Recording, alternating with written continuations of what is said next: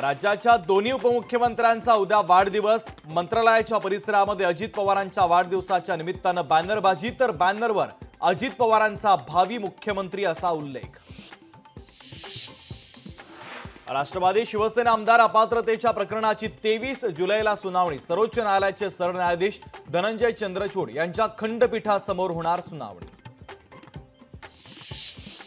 उज्ज्वल निकम भाजपची बाजू मांडणार असल्यानं विरोधकांना पोटदुखी। उज्ज्वल निकम यांच्यावर होत असलेल्या टीकेला भाजपच्या नेत्या चित्रा वाघ यांचं महाविकास आघाडीला प्रत्युत्तर।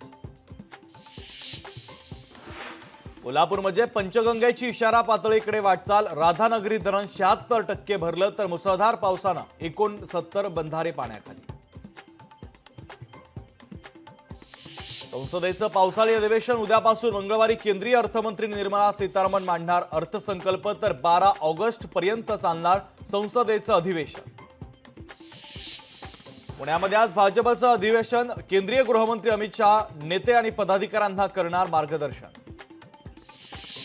विधानसभेला भाजप 155 ते 160 जागा लढणार। उर्वरित 128 ते 133 जागा शिवसेना आणि राष्ट्रवादीसह मित्र पक्षांसाठी सोडणार असल्याची सूत्रांची माहिती।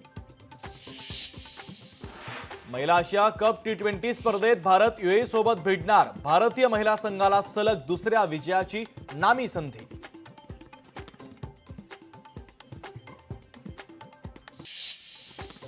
अजित पवार उद्या अहमदनगरच्या दौऱ्यावर। नगर शहर, पारनेर, कर्जत आणि श्रीगोंदा येथे महिला मेळाव्याचं आयोजन। हिंगोलीमध्ये शिवसेना उद्धव बाळासाहेब ठाकरे पक्षाकडून पोलिसांना अवैध धंद्यांच्या विरोधात निवेदन। गैरप्रकार आढळल्यास कारवाई करण्याचं पोलिसांचं आश्वासन। RTE नुसार मंगळवारपासून विद्यार्थ्यांची प्रवेश प्रक्रिया। 4735 विद्यार्थ्यांची RTE प्रवेशासाठी निवड।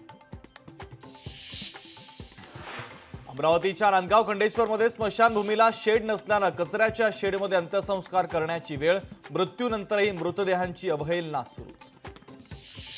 रत्नागिरी जिल्ह्यात पावसाची संततधार। खेडमधील जगबुडी नदी दुथडी भरून वाहते, तर नदीकाठच्या गावांना सतर्कतेचा इशारा। सातारा जिल्ह्यातील पश्चिम घाट परिसरामध्ये पावसाची संततधार कायम। कोयना धरण पाणलोट क्षेत्रामध्ये सततच्या पावसानं धरण क्षेत्रातील पाणीसाठ्यात वाढ।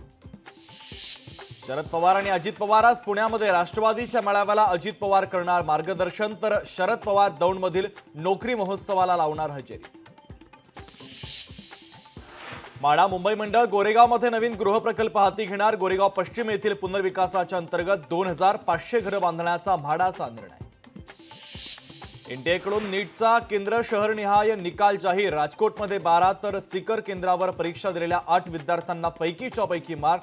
नीटबाबत सुप्रीम कोर्टात उद्या महत्त्वाची सुनावणी। मुंबईत पावसानं जुलैची सरासरी ओलांडली। कुलाबा आणि सांताक्रूज केंद्रावर 1 ते 20 जुलैच्या दरम्यान सरासरीपेक्षा जास्त पावसाची नोंद।